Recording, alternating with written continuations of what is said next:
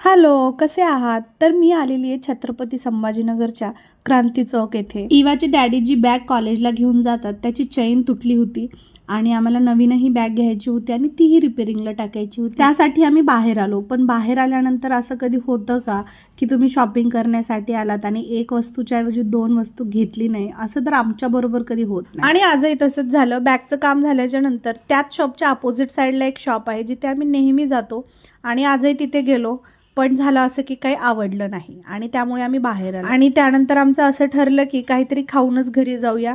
तिथेच बाजूला संभाजीनगरची एक फेमस शॉप आहे जिथे सँडविचेस, बर्गर खूप टेस्टी. तिथे गेल्यानंतर मी आणि इवानी नॉर्मल चीज सँडविच ऑर्डर केले होते, पण त्यात मेयोनीज ॲड असतं आणि इवाला असं वाटत होतं की ते दही आहे आणि इवा दही अजिबात खात नाही, त्यामुळे मी तिच्यासाठी नूडल्स मागवले.